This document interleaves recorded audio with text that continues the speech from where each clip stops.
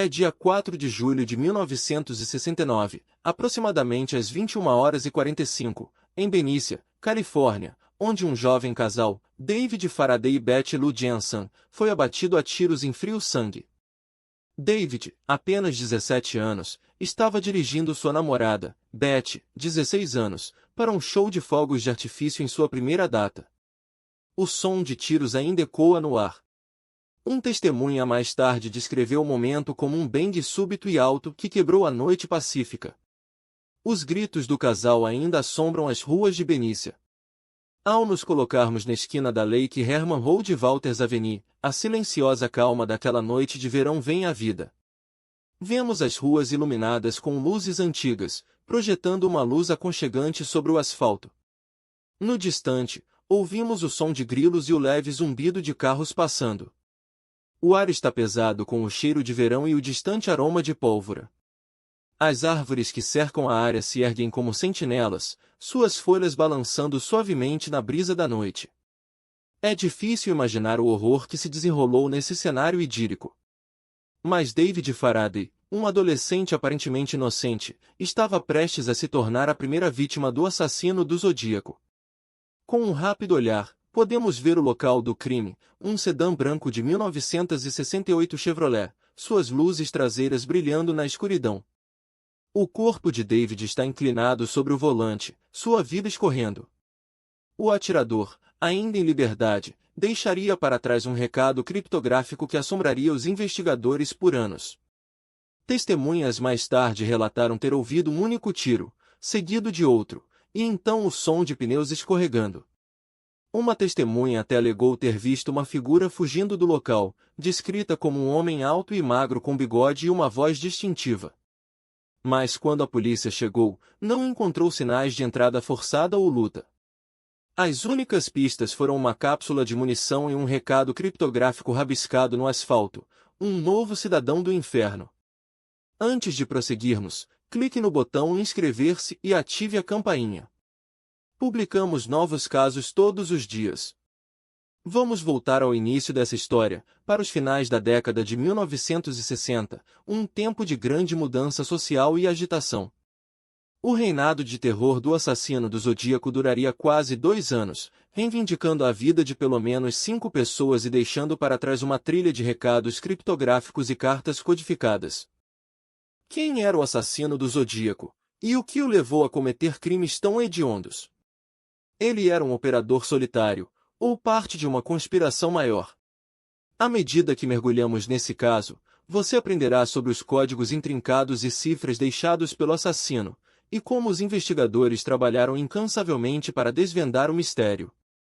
Nesse caso, vamos explorar a vida e os tempos de David Faraday, a jovem vítima cuja vida foi interrompida pelo assassino do Zodíaco.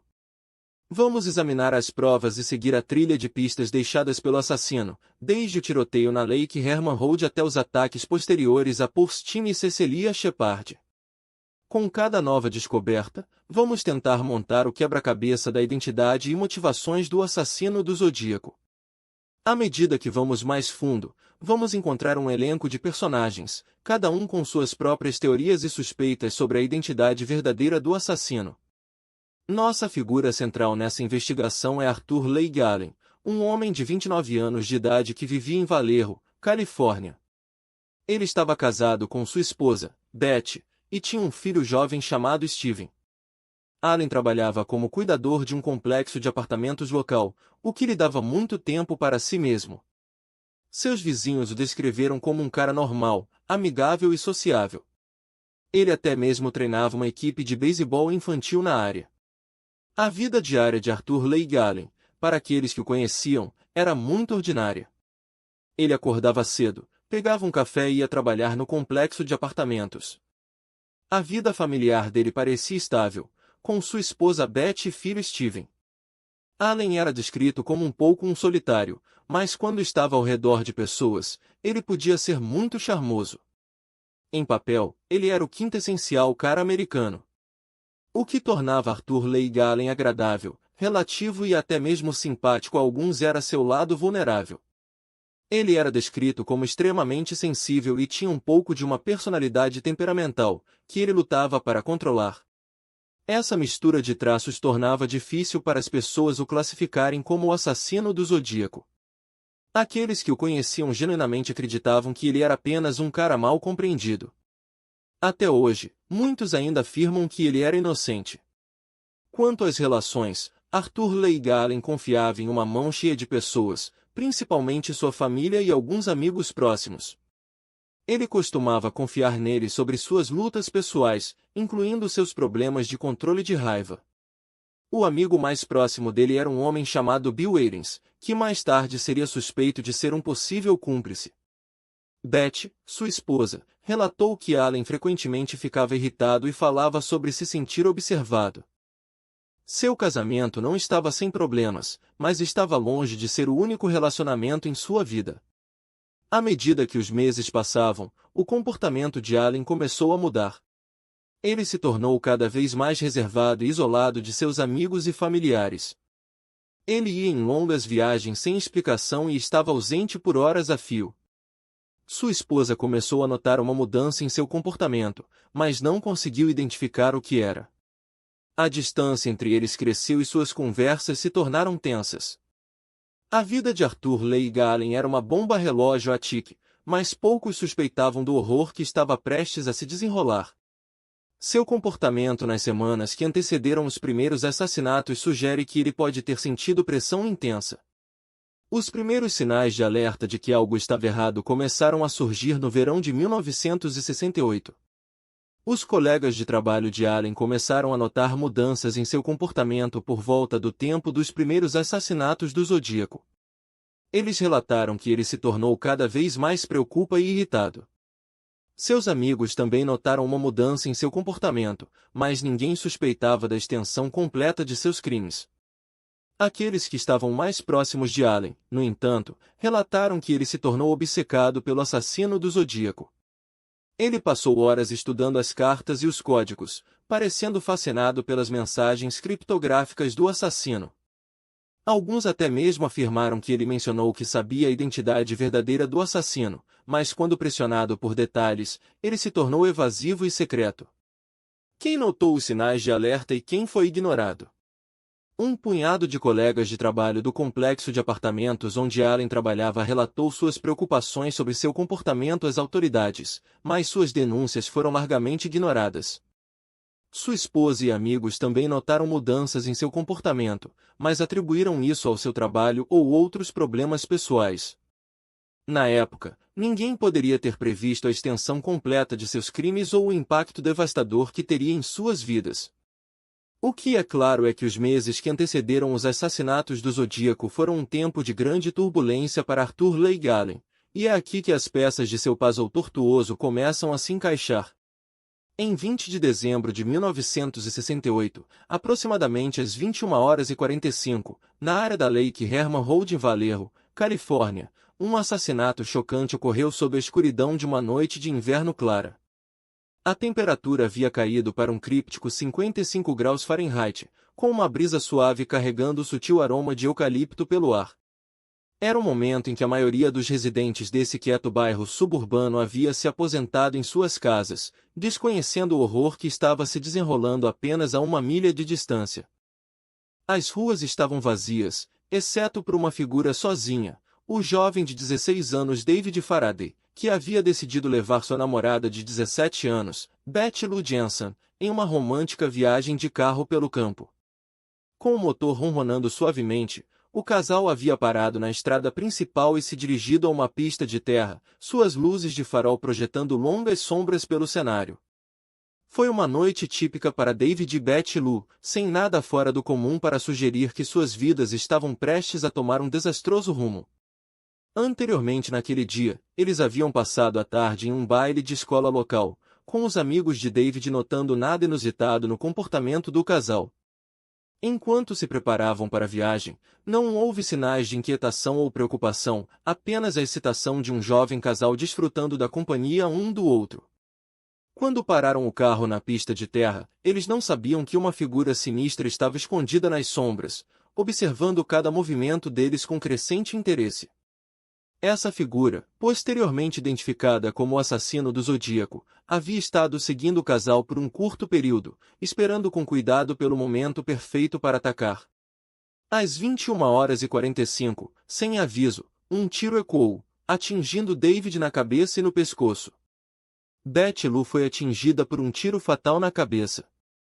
Enquanto o motor do carro falhava, os gritos do casal foram abafados pelo som da fuga do assassino, deixando atrás de si um rastro de sangue e caos.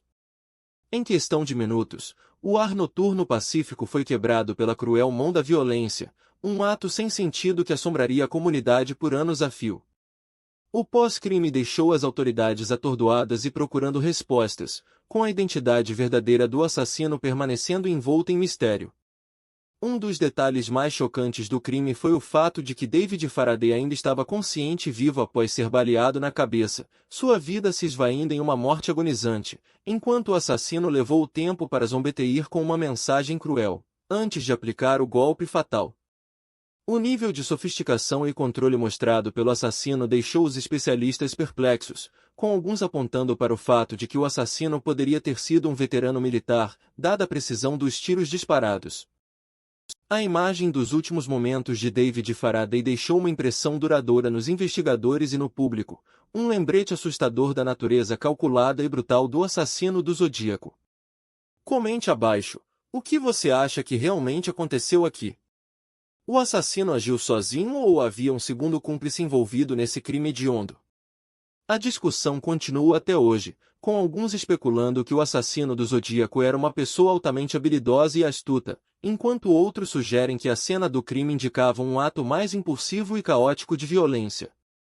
À medida que a escala completa do que ocorreu se torna clara, fica aparente que o assassino do Zodíaco não era um atirador aleatório, mas um assassino calculado e deliberado, alvejando indivíduos específicos com base em suas ações e escolhas. O fato de ele ter levado tempo para escrever uma mensagem distorcida na porta do carro, o zombeteir dos vítimas e da polícia, sugere um nível de arrogância e inteligência. Mas isso era um sinal de uma mente distorcida ou uma estratégia astuta para enganar os investigadores? E à medida que a noite avançava, o assassino do Zodíaco atacaria novamente, deixando atrás de si um rastro de sangue e terror, mudando para sempre a vida de quem vivia na Califórnia setentrional nos anos 1960. Mas por agora, deixe-me com uma pergunta: foi isso o trabalho de um assassino altamente habilidoso e calculado ou de um indivíduo desesperado e impulsivo? A investigação continua na semana que vem, assista para saber mais. À medida que o reinado de terror do assassino do Zodíaco começou, a polícia no norte da Califórnia foi inicialmente pega de surpresa, se esforçando para responder a uma série de crimes bizarros e brutais. A primeira vítima conhecida do assassino foi David Faraday, um estudante de ensino médio de 17 anos que foi assassinado em dezembro de 1968.